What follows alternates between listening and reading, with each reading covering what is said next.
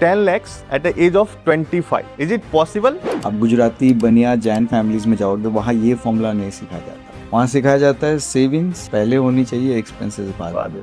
50,000 रुपए कमाने वाले के पास भी एप्पल का आईफोन है और महीने के 5 लाख रुपए कमाने के पास भी एप्पल का आईफोन है। स्मार्ट है जनजी पैसे को सेव करने में और इन्वेस्टमेंट करने में। They commit 5 biggest mistakes. 40% of his income goes into paying that EMI. जब हम देख रहे हैं कि मुकेश अंबानी अपनी बेटे की शादी में इतना पैसा खर्च करा, जब हम देख रहे हैं कि एक आपका दोस्त इटली में हॉलीडे कर रहा है, बट बॉस ही सक्सेसफुल या वो बिजनेस के पर्पज से वहाँ ट्रैवल कर रहा है, लेकिन आप भी इटली में हॉलीडे करना चाहते हो, उसके लिए आपको लोन मिल रहा है। हमें अभी लमसम इन्वेस्टमेंट करना चाहिए SIP से investment? Always SIP. You will be surprised at the age of 25 if somebody starts at 10,000 rupees of SIP without any step up at the age of retirement, that will become close to 6.5 crore. So दोस्तों, आपने अपनी जिंदगी में कभी ऐसा realise किया कि आप अडल्ट हो गए हो? Was it your first salary, your first EMI and your first time paying a bill? So आज हम इस पे डिस्कस करने जा रहे हैं और मैं आज थोड़ा सा डिफरेंट चीज़ों से स्टार्ट करूंगा। मेरे पापा की एक फेवरेट कोट है कि कल करो सो आज कर, आज करो सो अब, पल में परलय होएगा, बोहरी करेगा कब। सो आज इसी पे हम चर्चा करने जा रहे हैं। हमारे साथ आज रत्नी फिनसर्व के डायरेक्टर राहुल चंडालिया जी जुड़े हैं एंड इन्होंने 15 सालों में 1000 से ज़्यादा लोगों को फाइनेंशियल अवेयरनेस की लिटरेसी प्रोवाइड की है। 200 से ज़्यादा सेशन किए हैं with government sector, PSU retirement planning की है उनकी। तो आज राहुल जी हम बात करने वाले हैं 10 lakhs at the age of 25। Is it possible? It's absolutely possible. मैं तो 25 का हो गया हूँ बट मेरे पास 10 लाख रुपए नहीं है। तो आज आपसे मैं डिस्कस करूंगा एंड सीखूंगा कैसे 10 लाख बिल्ड करना है। बट मोस्टली हमने देखा ऐसा कि स्विगी एक अच्छी डेटा, मैंने MP का डेटा 2024 का रिलीज हुआ था कि जो इंडियंस है हमारे 1,40,00,000 की आबादी है हमारे इंडियन में, और वो लोग 4.4% सिर्फ म्यूचुअल फंड में इन्वेस्टमेंट कर रहे हैं। ओनली 4.4%, मतलब 135 करोड़ की आबादी फाइनेंशियली एक्सपोज है। सो आप इसमें क्या कहना चाहोगे? हम अगर एक, और ये भी डेटा था कि एक अगर हम एवरेज SIP देखें तो 2100 रुपये पर मंथ का जाता है इंडियन।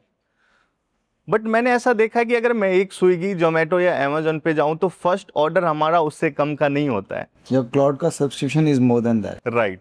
सो आप इस पे थोड़ा सा हमें ऑडियंस को बताओ कि क्या ये पॉसिबल है at the age of 25 10 lakh का क्वार्टर सुना? बचपन से गलत फॉर्मूला दिया गया है।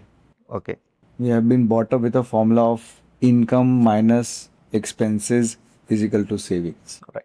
ये फॉर्मूला गलत है। आप गुजराती बनिया जैन फैमिलीज में जाओगे, वहाँ ये फॉर्मूला नहीं सिखाया जाता। वहाँ सिखाया जाता है सेविंग्स पहले होनी चाहिए, एक्सपेंसेस बाद में। And given the current state of affairs with westernisation being impacting our youth, expenses का कोई शोर नहीं है। There is no end to that expenses.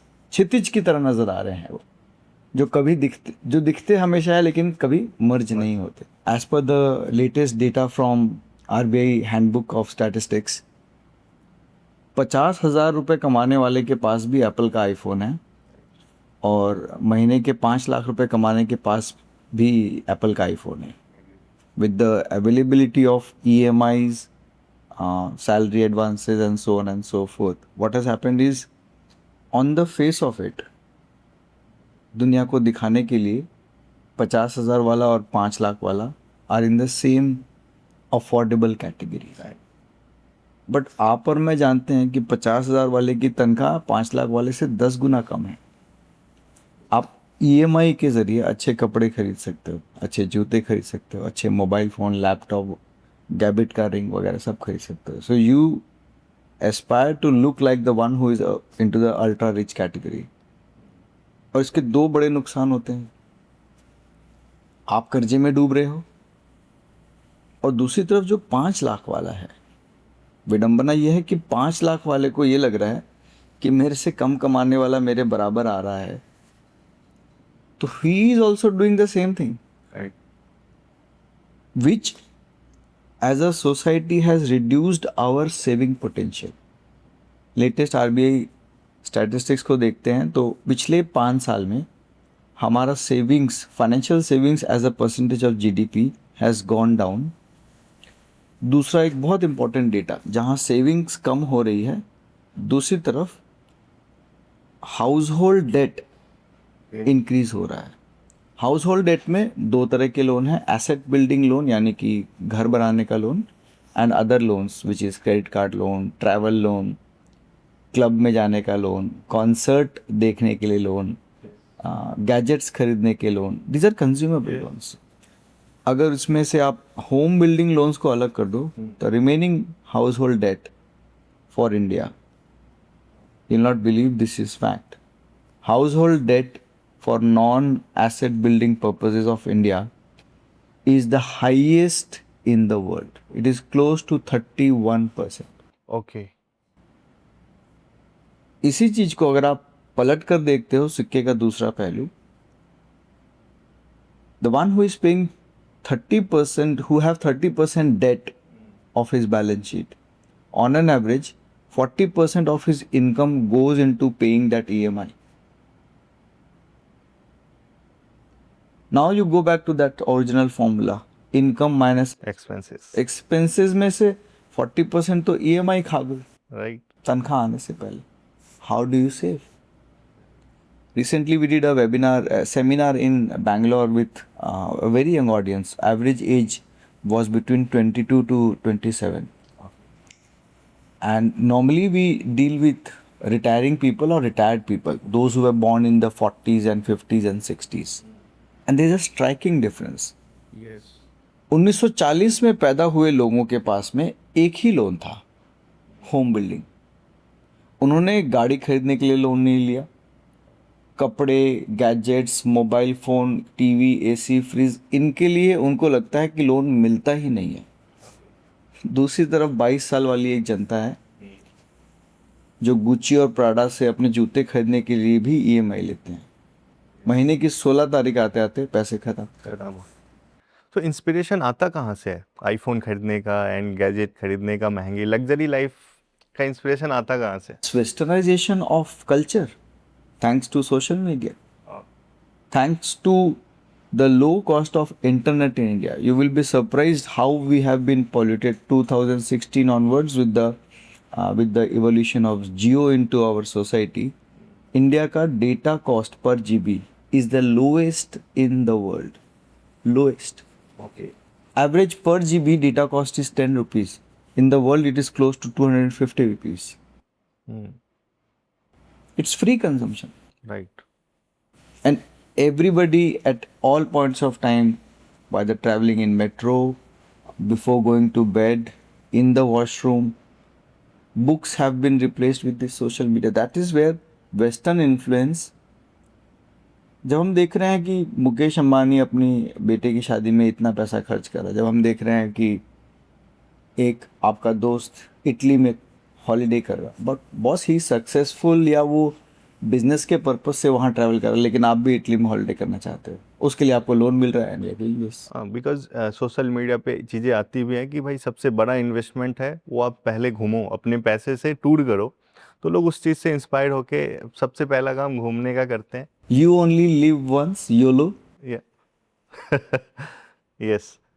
सो इसको अवॉइड कैसे करना चाहिए? अगर मैं जेन जी की बात करूं, काफ़ी सारे ट्रेंडिंग में जेन जी के वीडियोस आते हैं और बोलते हैं कि जेन जी स्मार्ट भी हैं, बट इस केस में स्मार्ट हैं जेन जी पैसों को सेव करने में और इन्वेस्टमेंट करने में?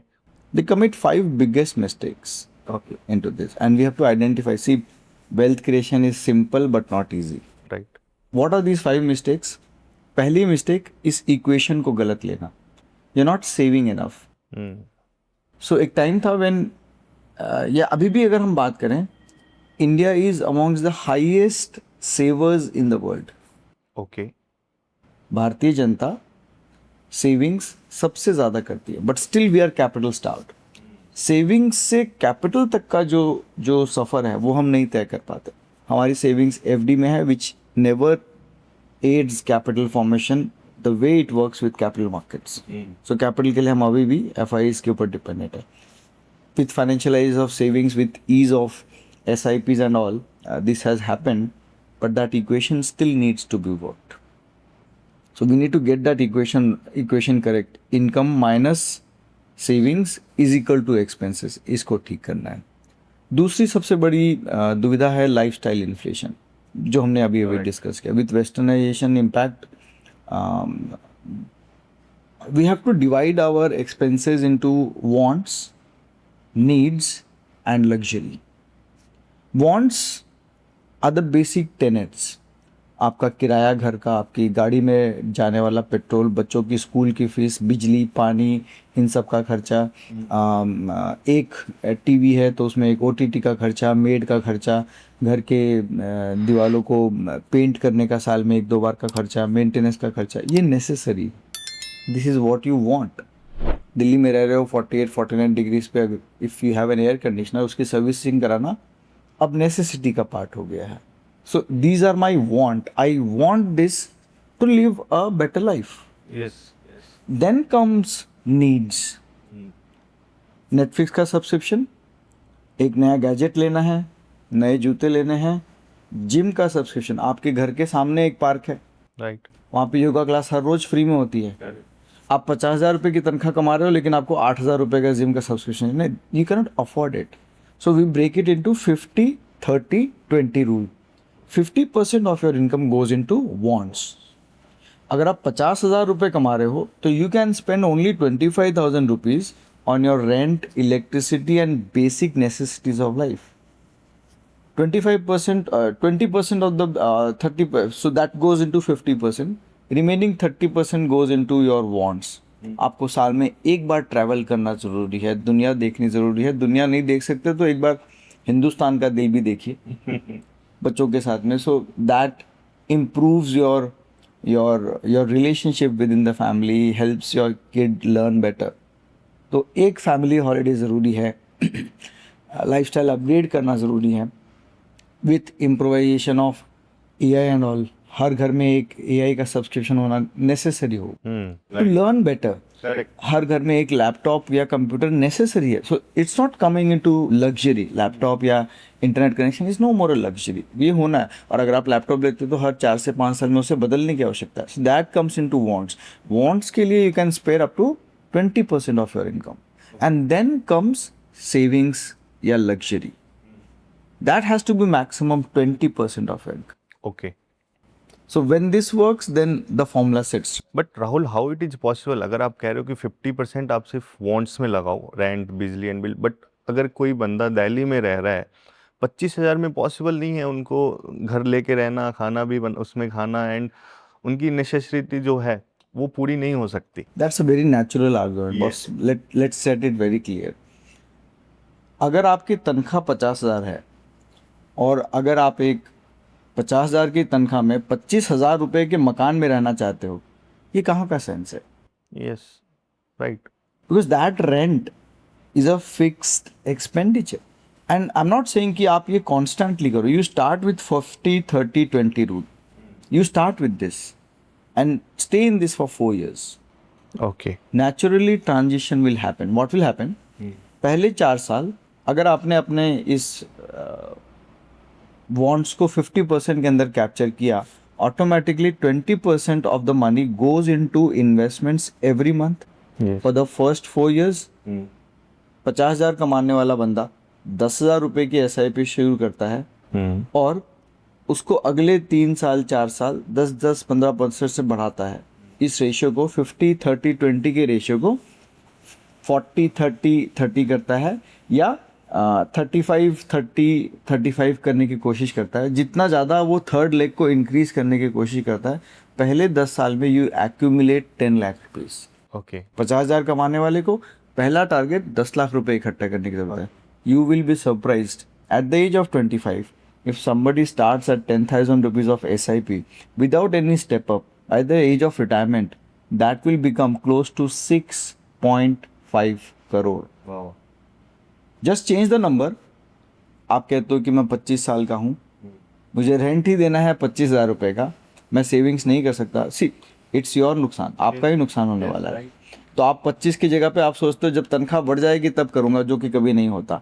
फिर भी आपने 35 साल की उम्र में 10,000 रुपये सेविंग्स करना शुरू किया, और 35 से लेकर 60 साल की उम्र तक आप वही सेविंग्स करते हो। Do you know the corpus difference? जिसने 25 पे किया उसका पैसा बनता है 6.5-7 करोड़ रुपए, जो 35 पे शुरू करता है उसका पैसा बनता है 1.9 crore. Use cap how? Compounding happens in the last phase. Okay. So that comes to the second mistake. पहला था your savings 50-30-20 ratio. Second, lifestyle inflation.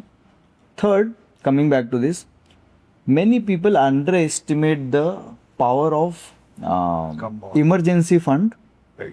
So before मैं एक और क्वेश्चन पूछना चाहूँगा आपसे। आपने 50-30-20 का रूल हमें बताया, जिसमें 50 आप वॉन्ट्स पे खर्चा करो, 30 आपने क्या बताया कि 50 is your wants, Yeah. 30 is your needs, and 20 is savings. Yes. But आपने इसमें कहीं पे जिक्र नहीं किया कि आप अपने ऊपर भी कुछ इन्वेस्टमेंट करो। अगर कोई 25 साल का है और वो 20% इन्वेस्टमेंट कर देता है, एंड वो खुद के ऊपर अगर इन्वेस्टमेंट नहीं करता है, तो आने वाले टाइम में क्या उसकी स्किल्स ग्रो नहीं होने की वजह से उसकी सैलरी भी स्टक हो जाएगी? That's where the 20% in the need segment comes. Need segment में बात करता है, you will require an internet connection, you will require a cloud subscription, you will require a subscription to, if you are a sports person, you will require to have good equipments or good subscriptions to maintain your physique, your muscle memory, and so on and so forth. If you are a tech person, you need to invest into technology to learn better. If you are a finance person, you need to invest into international magazines, subscriptions to get those. So that's where needs come into picture. But you cannot fiddle with this formula. If you fiddle with this formula in the first 4 years, this formula will remain distorted. ये नींव की तरह है। Yes. आपने नींव डालने में कमजोरी करी तो ऊपर आप कितना भी अच्छा ढांचा क्यों ना बना लो, वो एक ना एक दिन गिरेगा। राइट। दूसरी चीज ये है कि लोगों को कंपाउंडिंग समझ में नहीं आता है। अभी हमने देखा कि इतना बड़ा गैप थोड़ी सी टाइम की मिस्टेक की वजह से, हमें स्कूल में क्यों नहीं पढ़ाया जाता ये चीजें? हमें स्कूल में पढ़ाया जाता है, हम ध्यान नहीं देते। ओके। ज्योग्राफी सबको पढ़ाई जाती है, नेशनल ज्योग्राफिक में फोटोग्राफर कितने लोग बनते हैं, वाइल्ड लाइफ सबको पढ़ाई जाती है, कितने लोग वो बनते हैं। तो लोगों को समझ क्यों नहीं आता ये चीजें? इसे आप इन्वायरमेंटल इम्पैक्ट कह सकते हो या लैक ऑफ नॉलेज कह सकते हो। We can not keep on blaming the education system for this. Okay. You can blame education system, you can blame your teachers, but that does not help you. तो लोग कहते हैं कि यार जब मैंने नौकरी शुरू की थी तब 2,000 रुपये की तनख्वाह थी, तब तो इन्वेस्टमेंट कर नहीं पाया, अब तो मैं 6.5 करोड़ का बना नहीं सकता हूँ कॉर्पस, तो इसको छोड़ देता हूँ। मैं कहता हूँ the best time to invest was then, the second best time to invest is today. Start today. कल करो सो आज करो। आप समय में पीछे तो नहीं जा सकते, आज से शुरू कर सकते हो, डू इट। वो 35 साल का युवा जिसने 10,000 रुपये की SIP की जर्नी पहले 10 साल मिस की, अगर वो आज उसी SIP को 30,000 से शुरू करता है, वो फिर 6.5 करोड़ पहुंच सकता है। ओके। आप लेट चलोगे तो आपको ज़्यादा गति से चलना पड़ेगा। And then biggest mistake is कि आपने SIP वगैरह कर ली, 50-30-20 फॉर्मूला सब फॉलो कर लिया, आपने इमरजेंसी कॉर्पस नहीं बनाया, आपने टर्म एंड मेडिकल इंश्योरेंस नहीं ली। I started working, I passed out from St. Xavier's College, Calcutta. I started working in 2008-2010 from a small research firm in Calcutta. I worked for close to 13 years into back office research, mutual fund research, macroeconomic research. Articles लिखता था तब newspaper में publish करने के लिए on macroeconomics. So we were the only team in India who was doing actual research on mutual funds and macroeconomic sectors. But तनख्वाह ज़्यादा नहीं थी। ये 13 साल जो मैंने नौकरी की, during COVID, I left my job. By that time, my daughter Tanvi was like 9 years old. COVID के दौरान आप कहते हैं ना, सर मुड़ाते ही ओले पड़े। जब तक जॉब में था तब तक मेडिकल इंश्योरेंस कंपनी की तरफ से थी, तब तक कोई इशू नहीं हुआ। आई लेफ्ट द जॉब, उसके 60-65 डेज के बाद सडनली वन सैटरडे मॉर्निंग, छुट्टी का दिन था, I have left my job, मैंने अपना बिजनेस शुरू कर लिया था। एम्प्लॉयर की टर्म इंश्योरेंस, मेडिकल इंश्योरेंस अब मेरे पास थी नहीं। Tanvi was not feeling well. मैंने उससे पूछा क्या हुआ, बोले नहीं कुछ ठीक नहीं लग रहा है, and we realise that her heart beat was fast. So हमने चेक किया, क्योंकि कोविड के बाद अब सब घर में पल्सोमीटर आ गया था, तो हमने हार्ट बीट चेक की. It was going above say 130 140. For a child normally it's ranges around say 100 120. And we rushed her to the family doctor. So I stay in Janakpuri. We rushed to Paschim Vihar to see the family doctor, and he sits in a hospital. वहाँ पे hospital में गए, emergency room में हम चले गए वहाँ पे. उसको वहाँ पे डॉक्टर्स आने से पहले जो नर्सेस थे उन्होंने चेक किया, उसका पल्स 140 था. पहला डॉक्टर आया, उसने पल्स 140 देखा, तुरंत भाग गया. फिर एक और बड़ा डॉक्टर आया, उसने पल्स 140 देखा, वो लोग रूम के बाहर चले गए. और and you can sense panic state. वो जिस तरीके से आपस में बात करते हैं, you can sense that panic. तीनों वापस अंदर आते हैं, बोले सर आप इसको किसी अच्छे हॉस्पिटल में लेके जाइए, हम ये केस हैंडल नहीं कर सकते. मेरे पसीने छूटने लगते. पश्चिम बिहार से मैं at that point of time I was complete blank. I could not think what to do, what not to do. मैंने उसको पूछा कहाँ जाएं. बोला द्वारका में एक हॉस्पिटल है, वहाँ चले जाइए. मैं उनको फ़ोन कर देता हूँ, डॉक्टर राम वहाँ पर है, he will take care of this. आँख बंद किया, वहाँ से Dwarka. Tanvi was in the back seat of the car. And I don't know what I was doing, where, how I was driving. कोई सिग्नल पे मैं रुका नहीं. वहाँ जाके वहाँ पहुँचा, वहाँ डॉक्टर को दिखाया. They took her into emergency ward. उन्होंने तो बोला sir don't worry, we will handle this, ये हम हैंडल कर लेंगे. That was afternoon. And evening 6:30 के आसपास बेसमेंट में उनका डॉक्टर का चेम्बर था, ग्राउंड फ्लोर पे. वो MRI या वो सब यूनिट्स थे, इमरजेंसी वार्ड वगैरह था. तो बेसमेंट में डॉक्टर मुझे बुलाता है, कहता है कि ये आपकी डॉटर है, तन्वी के फादर. बोला हाँ. बोला आपको पहले पता था ये सब चीज़ें कि ही यूज दैट टेक्निकल वर्ड, दिल में छेद होता है, उसका एक टेक्निकल वर्ड होता है. I am just forgetting that word. I was like shocked. But नहीं, आई डोंट नो दिस. उसके दिल में 2 छेद है. Immediate question of mind was, क्या आप इसे ठीक कर सकते हो? आप पैसों की चिंता मत कीजिए, beg borrow steal I will manage. क्या आप उसे ठीक कर सकते? हाँ हम कॉम्पिटेंट है. Medical science is developed in such a manner that this can be cured without any concern. Now that's where I got a sigh of relief कि हाँ ये पॉसिबल है. That's when I started searching for a better heart surgeon. क्योंकि अब जो पहला जो परेशानी थी कि क्या जान बचेगी कि नहीं, वो क्लैरिटी थी. अब दूसरी दुविधा थी कि अब एम्प्लॉयर का इंश्योरेंस तो था नहीं, तो पैसे कहीं ना कहीं से जुगाड़ करने पड़ेंगे. And I did not had an emergency fund. Fortunately while working in the finance segment as a personal finance expert, I did had my personal life insurance. So that not life but medical insurance. And while people take medical insurance of 2 lakhs, 3 lakhs, 5 lakhs, I had a medical insurance of 1 crore. Okay. क्योंकि when you write articles, when you do research, you understand कि 5 लाख की medical insurance का premium 17,000 आएगा और 1 करोड़ की medical insurance का premium 20 या 22,000 आएगा. 4-5 हज़ार रुपये में आपको अनलिमिटेड मेडिकल इंश्योरेंस मिल रहा है. Why should not you take it? I took it. We then went for Apollo hospitals, one of the best paediatric cardiologist in country. The fees he quoted was close to 35 lakh rupees at that point of time. Okay. And my insurance policy beared the entire fees. जितना मैंने उस insurance policy में premium पे किया या आगे जितने साल पे करूँगा, एक नहीं अगर 5 जन्म में भी वो मैं प्रीमियम पे करूँ तो मैं उस पॉलिसी का कर्ज नहीं अदा कर सकता. Right. Absolutely. That medical insurance you realize only when you face it. And same is the case with emergency. Medical cases के लिए you can claim insurance. What if emergency ropes in? 50,000 कमाने वाले के पास एक बाइक तो होगी, accident हो गया, बाइक क्रैश हो गई, अचानक 10,000 रुपये का खर्चा, आपके पास कोई इमरजेंसी फंड नहीं है. What will you do? हमारे पास एक निवेशक आए ऑनलाइन गूगल से, क्योंकि हमारे गूगल रेटिंग्स अच्छी है. They are 900+ Google reviews on our profile. So somebody came from close by. We do not say no to anybody. While we deal with ultra HNI category, we don't say no. So कोई आया क्या कि sir मुझे 2,000 रुपये की SIP करनी है, आप मदद कर दीजिए. तो हमने उसको बता दिया कि आप 2,000 रुपये की SIP फलाना ऐप से जा करके ऑनलाइन कर दीजिए, डायरेक्ट में आपके पैसे भी बचेंगे, क्योंकि आपकी 2,000 की SIP मैं सर्व नहीं कर सकता, बट मैंने आपको पोर्टफोलियो बता दिया. 5 दिन में उसका वापस फ़ोन आया. विदिन 5 days ही कॉल में, सर मैंने SIP शुरू कर दी, 2,000 रुपये कट गए, लेकिन मुझे पैसों की ज़रूरत है, क्या मैं इस 2,000 की SIP के ऊपर में लोन ले सकता हूँ? Where are we? Yes. Yes. Yes. Financial aware नहीं है लोगों So these 5 mistakes needs to be taken care of.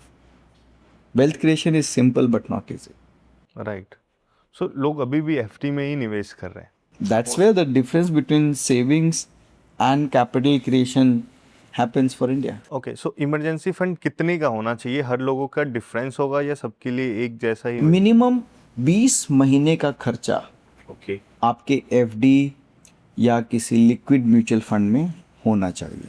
And कुछ रूल्स ऐसे भी हैं जो 6 मंथ का कहते हैं कि आप अपनी सैलरी का, अपने एक्सपेंसेस का 6 मंथ का एक्सपेंसेस एक इमरजेंसी फंड में रखो. क्या मैंने अभी युद्ध चल रहा है, जो मेरे कुछ दोस्त दुबई में थे, रातों रात उनको वहाँ से खाली करके यहाँ आना पड़ा. और वहाँ की अल्ट्रा लग्जरी लाइफस्टाइल, यहाँ पे उनको वो लाइफस्टाइल नहीं समझ में नहीं आ रही है. 6 महीने तो कब बीत गए पता नहीं. सितंबर 2024 में शुरू हुआ था युद्ध, वापस सितंबर आने जा रहा है, 2 साल होने आ गए. अगर आपके पास 20-24 महीने का इमरजेंसी फंड नहीं है, then you stop, then you go wild boss. Then you go into beg borrow steal वाला methodology, because you cannot downgrade your living standards. हम इंसान हैं, हम प्रगति कर सकते हैं, दुर्गति नहीं कर सकते.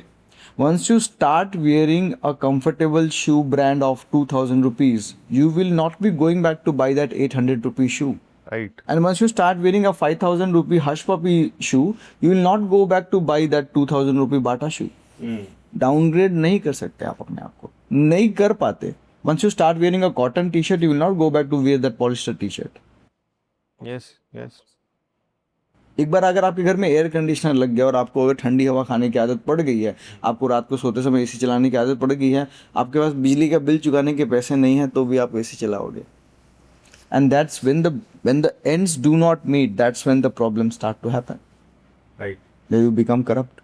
सो इन्वेस्टिंग स्टार्ट कहाँ से करें? म्यूचुअल फंड, इक्विटी शेयर्स, बहुत सारे इंस्ट्रूमेंट हैं, एसेट्स क्लास हैं जिससे पैसे बनाए जा सकते हैं.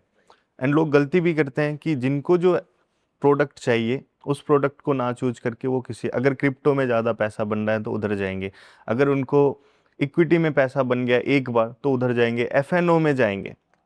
सो मैं आपसे एक बार बात कर रहा था पिछले कुछ दिन पहले, तो आपने एफएनओ का मुझे कुछ डेटा शेयर किया था कि अगर इतने लोग इन्वेस्टमेंट करते हैं तो उसमें से 99.9% लॉस होते हैं. तो आप कुछ इसके बारे में शेयर करो कि सही प्रोडक्ट कैसे चूज करना है इन्वेस्टमेंट के लिए.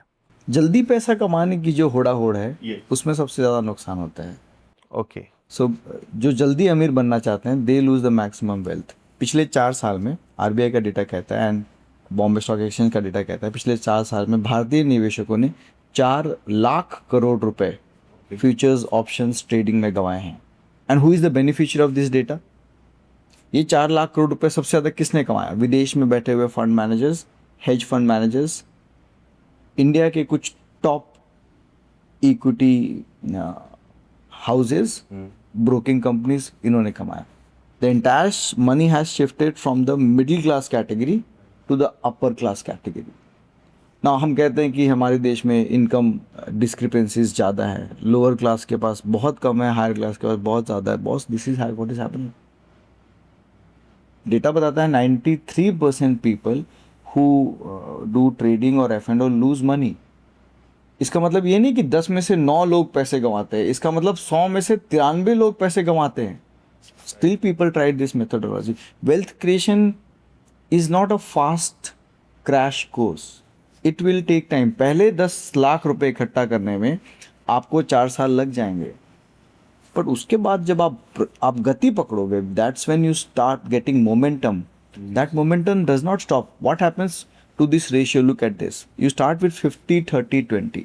50,000 कमा रहे हो, 10,000 रुपये की SIP की, 4 साल आपने शिद्दत से किया, थोड़ा थोड़ा इस रेशियो को इम्प्रोवाइज करने की कोशिश की. 20% जो सेविंग्स का रेशियो है उसको 25, 28, 30% पे ले गए किसी तरह. Now that 10 lakh rupees has been accumulated. आप अभी भी SIP में 10,000 रुपये करके 1,20,000 रुपये डाल रहे हो, लेकिन वो 10 लाख रुपये की जो इन्वेस्टेड कैपिटल है वो भी आपके SIP में फिर से 1 लाख रुपये कंपाउंड कर रही है. In the next 4 years, this 10 lakhs automatically becomes say 18 or 19 lakhs and you put in another 10 lakhs. So पहले 4 साल में आपका 10 लाख रुपए इकट्ठा हुआ, लेकिन अगले 4 साल में it becomes 30 lakhs. हम सुनते हैं concept of financial freedom. Financial freedom तब होती है जब 50% ऑफ योर नीड्स, आप 50,000 कमा रहे हो, 25,000 रुपये घर का खर्चा है, ये जो नीड का पैसा है 25,000 रुपये, ये इन्वेस्टमेंट से आने लगे। आपकी इन्वेस्टमेंट्स इतनी हो जाए कि 25,000 रुपये का ब्याज आने लग जाए। That's when you can turn around this ratio from 50, 30, 20 to 0, 30, 70. That's what happened with the rich class. उनके ब्याज के पैसे से घर चल जाता है आराम से, and whatever they earn goes into savings and capital formation. But that pain for the first 4 years has to be borne. तो एक छोटी सी कहानी सुनाता हूँ मैं आपको। अर्जुन इंद्रदेव के पुत्र थे। वनवास के दौरान अर्जुन इंद्रदेव के साथ स्वर्ग में गए। स्वर्ग में बीता एक दिन धरती पर बीते हुए 1 साल के बराबर होता है। पर स्वर्ग में जितने दिन अर्जुन इंद्रदेव के पास थे, उन्होंने नई विद्याएं, नए दिव्यास्त्र के बारे में ज्ञान प्राप्त किया। वापस आने से पहले उर्वशी अर्जुन पर मोहित हो गई, इंद्रदेव की अप्सरा। उर्वशी ने अर्जुन के सामने विवाह का प्रस्ताव रखा। अर्जुन एकाग्र थे कि पहले मुझे युद्ध जीतना है, तो उन्होंने उस प्रस्ताव को सम्मान स्वरूप ठुकरा दिया कि देवी अभी मैं ये नहीं कर सकता। उर्वशी विश्व की सबसे सुंदर अप्सरा, ईगो हट हो गया। कहती तुम ऐसे कैसे मनुष्य हो जो तुम्हें अपनी मर्दानगी पर इतना गर्व है, तुम मेरा प्रस्ताव ठुका रहे हो, जाओ मैं तुम्हें श्राप देती हूँ, तुम नपुंसक बनकर रहोगे। अर्जुन घबरा गए, भागते भागते अपने पिता इंद्रदेव के पास पहुंचे। इंद्रदेव ने उर्वशी को समझाया। उर्वशी ने उस श्राप को 1 साल के लिए कर दिया। जो श्राप था वही श्राप वनवास के आखिरी 1 साल अज्ञातवास में अर्जुन के काम आया, जहां वो स्त्री बनकर रहते हैं और उसको विजय प्राप्त। निवेश में भी नेवर नो कि आज जो आप SIP कर रहे हो पिछले 2 साल से, जिसमें लगातार नुकसान हो रहा है, जो आपको श्राप की तरह लग रही है, यही पैसा कंपाउंडिंग और रूपी कॉस्ट एवरेजिंग की वजह से अगले 2 साल में डबल होने वाला है। These are the 2 sides of the same investor. Right. So अब आप मुझे ये बताओ कि जो हम इन्वेस्टिंग स्टार्ट करेंगे म्यूचुअल फंड्स में, स्टॉक्स में, अगर मैं 10,000 की SIP स्टार्ट करता हूँ, वो SIP किस फंड में करें, फंड को कैसे चूज करें, लमसम करूँ या SIP करूँ, या गोल्ड में सारा पैसा इन्वेस्टमेंट करूँ, क्योंकि गोल्ड एक सेफ हेवन एसेट्स है। आप इस पे थोड़ा सा हमें गाइड करें। म्यूचुअल फंड भारत में नहीं, विदेशों में भी निवेश करने का सबसे साधारण तरीका रहा है, क्योंकि it's a very transparent vehicle and the expenses in a mutual fund are the lowest. Okay. एक FD से भी कम खर्चा होता है एक म्यूचुअल फंड इन्वेस्ट करने का। And because the portfolio is diversified and this is a highly regulated instrument. इतना रेगुलेशन है कि आप कितना पैसा खर्च करते हो, कितने फंड मैनेजर की फीस है, पैसे कहाँ खर्च करते हो, आप कौन से स्टॉक्स खरीदते हो, किसी पर्टिकुलर सेक्टर में ओवर कॉन्सेंट्रेशन तो नहीं है, पोर्टफोलियो डिस्क्लोजर हर महीने, everything is super transparent for a mutual fund company. Okay. So when something is highly regulated, thanks to the regulators of India, it has become highly beneficial wealth creating module for the Indian diaspora. But सवाल आता है कि जैसे विकास होता है वैसे industry का भी विकास होता है। Yes. एक टाइम था इंडस्ट्री में 25 या 30 एसेट मैनेजमेंट कंपनियां थी, आज इंडिया में 59 एसेट मैनेजमेंट कंपनियां हैं। हर एसेट मैनेजमेंट कंपनी के अगर आप 10 या 15 म्यूचुअल फंड भी गिनो तो कम से कम 700-800 म्यूचुअल फंड हो गए। 800 में से आपकी 10,000 रुपए के SIP के लिए 1 या 2 या 3 म्यूचुअल फंड चुनना आपके लिए मुश्किल है। तो कहते हैं SIP सही है, यस, पर SIP कहाँ करनी है ये कोई नहीं कहता। राइट। SIP कहाँ करने के लिए we have identified a simple formula. Now this is not the gospel truth, ये विश्व सत्य नहीं है, this is true for me. आपको सही लगे तो अपनाइएगा, नहीं तो कोई बात नहीं। हम कहते हैं कि बाजार के 500 शेयर्स है, जिसमें पहले 100 शेयर्स लार्ज कैप होते हैं, उसके बाद के 150 मिड कैप और उसके बाद के 250 स्मॉल कैप। तो अगर आपको एक डाइवर्सिफाइड पोर्टफोलियो बनाना है तो आपको 1 लार्ज कैप, 1 मिड कैप और 1 स्मॉल कैप में निवेश करना चाहिए with regulatory perspective, small cap will not be taking exposure into large cap and large cap will not be taking exposure into mid cap. Right. तो आपने race में 3 घोड़ों पे दाव लगाया, आपको पता है कि 3 में से एक ही जीतेगा, लेकिन दूसरा सेकंड आएगा और तीसरा हारेगा. राइट. आपका पोर्टफोलियो जरूर जीतेगा, क्योंकि आपने जिन 3 घोड़ों पे दाव लगाया उसमें से एक जरूर जीतेगा. बाजार बढ़ता है तो सारे शेयर नहीं बढ़ते एंड वाइस वर्सा. जब आपने पोर्टफोलियो को डाइवर्सिफाई किया, ओवरलैपिंग जीरो हो गई, कम हो गई 2% से कम. ओवरलैपिंग कम होने की वजह से आपका पोर्टफोलियो हर समय आउट परफॉर्म करेगा, बढ़ते बाजार में भी गिरते बाजार. इस डाइवर्सिफिकेशन को कॉम्प्लीमेंट करने के लिए आप अपने पोर्टफोलियो में थोड़ा सा गोल्ड एंड सिल्वर जरूर डालें. लोग ओवरवेल्म हो जाते हैं कि अभी गोल्ड के भाव बढ़ गए हैं, 3 गुना हो गए, तो सारा पैसा गोल्ड में डाल दे, सारा पैसा सिल्वर में ही डाल दे. आज अचानक से पता नहीं क्या हो गया कि हर लैपटॉप में, हर आईपैड में, हर टेलीविजन में, सब में चांदी लग रहा है. चांदी की कोई सीमाएं नहीं है. ईवी, बैटरीज, इन सब के ऊपर हम चले जाएंगे तो लोग चांदी में और इन्वेस्ट करना चाहते हैं. That's not true. Silver is an industrial commodity and किसी भी इंडस्ट्रियल कमोडिटी जिसका इस्तेमाल खपत में होना है, उसका प्राइस एक लेवल से ऊपर जाने के बाद वो अनसस्टेनेबल हो जाती है. फॉर एग्जांपल, एक ट्रक में, ईवी ट्रक में अगर 2 बैटरियां लगती है और हर बैटरी में 1 किलो चांदी लगता है, चांदी का भाव अगर 4 लाख रुपए हो गया तो that truck becomes unfeasible. Yes. And आज देश में, आज विश्व में इतना फॉसिल फ्यूल अवेलेबल है कि ईवी अगर अनसस्टेनेबल हो जाए तो ईवी के ऊपर लोग शिफ्ट नहीं करेंगे. बॉस, आपको ट्रक खरीदना है या आपको एक गाड़ी खरीदनी है, आपको गाड़ी 10 लाख में मिल रही है, आप ले रहे हो. इलेक्ट्रिक कार अगर 25 लाख की मिलेगी, आप लोगे क्या? और कहूँ कि इलेक्ट्रिक कार में बैटरी ही सबसे बड़ा कॉस्ट है, तो आप नहीं ले सकते. भाई, गाड़ी खड़ी तो नीचे ही रहेगी. बैटरी चोरी करके ले जाएगा, काम खत्म. So for an industrial commodity, an unprecedented level of price is not possible. That's where, coming back to the basics, large cap, mid cap, small cap, इनमें आप 30% इक्वली करके पोर्टफोलियो बनाइए. इस पोर्टफोलियो को कॉम्प्लीमेंट कीजिए 5 से 10% गोल्ड और silver के कंबाइंड ETF या कंबाइंड म्यूचुअल फंड के जरिए, जिसमें खर्चा सबसे कम, एसेट एलोकेशन गोल्ड और सिल्वर के अंदर ही रहेगी, प्योरिटी हाईएस्ट है.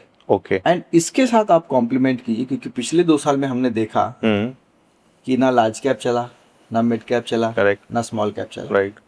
गोल्ड एंड सिल्वर में आपने इन्वेस्टमेंट किया, रिटर्न तो बना लेकिन धड़ाम से गिरी. नहीं चाहिए. यस. ऐसे सिनेरियो में you have to complement your portfolio for true diversification by going into global investments. पिछले 3 साल में Kospi, Nikkei, in stocks, Vietnam के इंडेक्सेस ने शानदार रिटर्न दिए, नैस्डैक ने शानदार रिटर्न दिए. So when you truly diversify your portfolio into India, large, mid, small, gold and silver, which are like say safe havens and one of the best industrial commodity, and then you complement between 5 to 15% with global asset allocation through gift city based outbound funds, then that's a true diversification.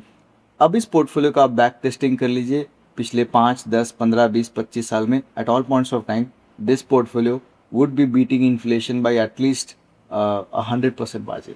So global में कैसे जाएं? India mutual fund है कोई? Gift city के जरिए बहुत सारे outbound fund है जहां $5,000 से शुरू कर सकते हो. Okay. You will have to go through that LRS and all that your distributor will take care of. But what happens is when you go for a diversified portfolio of a GIFT City based fund, आपको income tax में reporting का, LRS की limit का, compliances का, इन सब चीज़ों का ध्यान रखने की आवश्यकता नहीं है. आपको एक फॉरेन ब्रोकर अकाउंट खोलने की जरूरत नहीं है. You are investing through the mutual fund route. From your normal bank account, you give the money to the mutual fund manager. He converts that into dollars. Invest into global stocks across US, Europe, Japan, Asia Minor, Middle East, China, and so on and so forth. So it's a comprehensive portfolio. For example, I give you an example. TSMC Netherlands की एकमात्र company है जो semiconductors को manufacture करने की machinery बनाती है. It's a world wide monopoly. Her airplane बनाने वाली बोइंग है और अदर कंपनीज है. हर एयरप्लेन में जो सीट बेल्ट लगता है वो खाली एक कंपनी बनाती है. Nvidia is the market leader in terms of high processing chips. TSMC का कोई दूसरा दावेदार नहीं है. ताइवान की एकमात्र कंपनी जो सबसे ज़्यादा सेमीकंडक्टर्स मैन्युफैक्चर करती है. लुई विटॉन पेरिस का undisputed what is luxury brand. Walt Disney के parks. These are luxury businesses जिसमें बहुत कमाई है. बट आप आज भारत में बैठ के 1 करोड़ से कम की राशि में महज $5,000 से इन ब्रांड्स में एक्सपोजर ले सकते हो। तो जब भारत का बाजार ना चल रहा है, आपने अपना 100% पोर्टफोलियो भारतीय बाजार में रख दिया, तो भारतीय बाजार जब नहीं चलेगा तो नुकसान ज्यादा होगा। When you truly diversified into these sectors, then your portfolio become. निवेश में वॉरेन बफे कहे गए कि अगर नुकसान ना हो तो फायदा होना ऑटोमेटिक। यस, इस तरीके से डाइवर्सिफाई करके आप नुकसान को रोकते हैं। राइट। सो हम लास्ट बात पे आते हैं अब। आपको क्या लगता है ये वॉर कब तक चलेगा, और इस वॉर में हमारा पोर्टफोलियो कैसे बचेगा नुकसान से? ये हमें कोई अब बताओ। गीता में 3 मूल मंत्र दिए गए, 3 गुणों की बात की गई है, तामसिक, ओके, राजसिक और सात्विक। यस। और आपने सवाल पूछा कि वॉर कब तक चलेगा। वॉर अगर चल रहा है तो देखिए, वॉर कब तक चलेगा ना मुझे पता है ना आपको पता, राइट। लेकिन निवेशक ये कहता है कि जब वॉर रुक जाएगा तब मैं निवेश करूंगा, जब पोर्टफोलियो, जब शेयर्स के भाव नीचे आ जाएंगे तब मैं इन्वेस्ट करूंगा, जब मार्केट नीचे आकर के ऊपर चढ़ने लगेगा तब मैं निवेश करूंगा। क्या ये पॉसिबल है? ये तामसिक गुण है। तामसिक गुण है निष्क्रियता। आज नहीं कल निवेश करूंगा, वो कल कभी नहीं आता। दूसरा आता है राजसिक गुण, यस, एक राजा वाली प्रवृत्ति, मतलब एकदम एग्रेसिव, जो मैंने कह दिया वही परम सत्य है। मैं F&O में पैसे डालूंगा, मैं ट्रेडिंग करूंगा, मैं क्रिप्टो में डालूंगा, मैं नॉन फंजिबल टोकन्स में डालूंगा पैसा, उसी में रातों रात पैसे बनाऊंगा। मैं राजा हूं, मुझे कोई रोक नहीं सकता। राजसिक गुण, बिना सोचे समझे निवेश करना।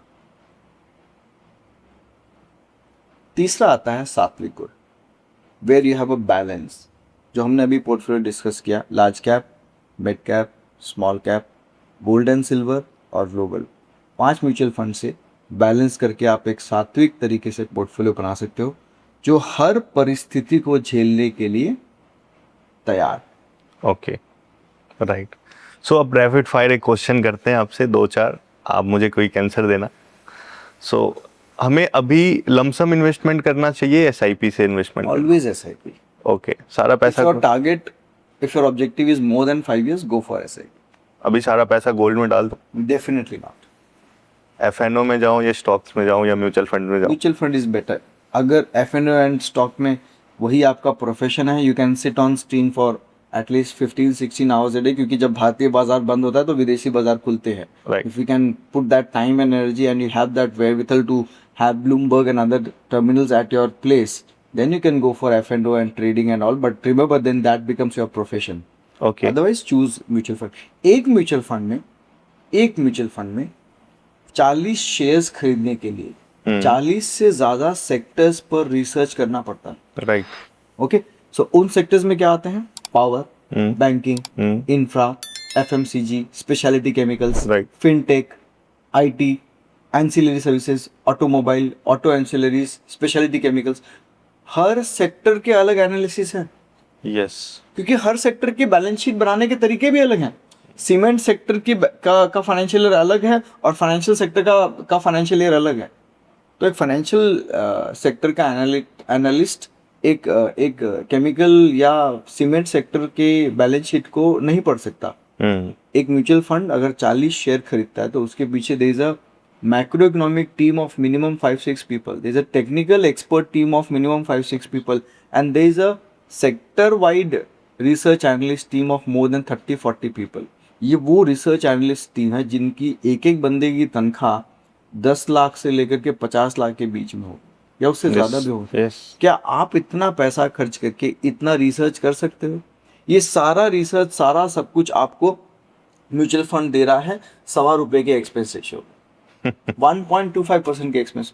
Does not make sense to do that much research. Okay. Even as a financial advisor, I trust mutual funds to put in my money because I understand. मैं इसलिए नहीं करता क्योंकि मैं वो रिसर्च नहीं कर सकता, मैं वो रिसर्च मैं इसलिए करता हूँ क्योंकि अगर मैं डॉक्टर हूँ तो मैं अपनी बिटिया का इलाज खुद नहीं कर सकता। Right. So that behavioral bias leads me to hire an expert to manage my money. Okay. So इस रोल में फाइनेंशियल एडवाइजर को होना जरूरी है या नहीं? Definitely. Okay. फाइनेंशियल एडवाइजर का काम है मुश्किल समय में आपके समन्वय को बनाए रखने का। जब बाजार नीचे जा रहा है, फाइनेंशियल एडवाइजर का इतना ही काम है आपको ये कहना, सर घबराइए मत, समय बदलेगा, अभी पैसा ज्यादा डालिए। That's it. यस, आप एक डॉक्टर के पास गए, आपको बुखार है, आपको, और अगर आप एक डायबिटिक पेशेंट हो तो आपको पता है कि आपको क्या प्रॉब्लम। Right. आप एक डायबिटिक पेशेंट हो, आपको लगभग 10-15 साल से डायबिटीज़ है, उसके कॉम्प्लिकेशंस आप झेल रहे हो, आपको बीपी और शुगर की दवाइयाँ रेगुलर लेनी पड़ रही है, आपके घर पे वो डायबिटिक मीटर है, पल्सोमीटर वगैरह सब कुछ है, तो यू नो एवरीथिंग। Right. और आप डॉक्टर के पास जाते हो, वो क्या कहता है? चिंता मत कीजिए, सब ठीक है। That's it. Right. That is the role of a financial advisor. Reads the same magazine, same news, same articles which is being available to anybody and everybody on earth. So I'm no, मेरे पास कोई special, कोई दिव्य शक्ति नहीं है, but I'm mentally more prepared to handle money unemotionally in a detached way for my client. हमारे हिंदू शास्त्रों में कृष्ण की पूजा बहुत करते हैं। Right. कृष्ण एग्जाम्पल है डिटैचमेंट का। पैदा हुए तो माँ बाप से डिटैच, जिनसे प्रेम किया उनसे विवाह नहीं किया, जो राज्य संभालने के लिए दिया गया वो संभाला नहीं। So he is an example of detachment. That detachment has to be there in your money, with your money. Yes, so last message क्या देना चाहोगे? कम ठोक ठेलता है जब नर पर्वत के जाते पांव उखड़, मानव जब जोर लगाता है पत्थर पानी बन जाता है। 50,000 रुपये कमा रहे हो, 50-30-20 के रूल से शुरू करो। मुश्किलें आएंगी, यस, प्रलोभन आएंगे, आपके दोस्त पब्स में पार्टी करेंगे, बड़ी गाड़ियां चलाएंगे, अच्छे गैजेट्स पहनेंगे। पहले 4 साल इस ठोकर को झेलिए, फिर शिखर आपका है। थैंक्स राहुल। होप हमारे ऑडियंस को आपका बात उन तक पहुंच सके एंड वो अपने 25 के एज में वो 10 लाख का कॉर्पस, पहला 10 लाख का बना सके, एंड उसके बाद तो 6.5 करोड़ एंड 5 करोड़ 10 करोड़ बनाते रहेंगे, कंपाउंडिंग होती रहेगी। तो दोस्तों, आप तक बात पहुंच गई होगी कि आप 25 के एज में 10 लाख का कॉर्पस कैसे बना सकते हो। राहुल ने हमें बताया कि हमें सबसे पहले हमें स्टार्ट करना जरूरी है। तो आज से आप स्टार्ट करो एंड 50-30-20 के रूल से स्टार्ट करो। एंड हमने एक चीज देखी है राहुल कि अभी हमने बताया कि लहरों से डर के नौका पार नहीं होती, और कोशिश करने वालों की कभी हार नहीं होती। तो दोस्तों, आपको अगर फाइनेंशियल एडवाइस चाहिए कि आपको इन्वेस्टमेंट कैसे करना है, तो राहुल से आप पर्सनली कांटेक्ट कर सकते हो। इनकी कंपनी रत्नी फिनसर्व हजारों लोगों को फाइनेंशियल अवेयर की है, उनको एक अच्छा कॉर्पस, इमरजेंसी फंड बनाना सब कुछ सिखाया एंड कस्टमाइज एक फाइनेंशियल प्लान बना के उन्हें एक अच्छे रास्ते पे लाए हैं और उनको एक अच्छा कॉर्पस बना के फाइनेंशियल फ्री बनाया है। सो धन्यवाद आपको इस एपिसोड में Rahul. Thanks thank you again. Thank you.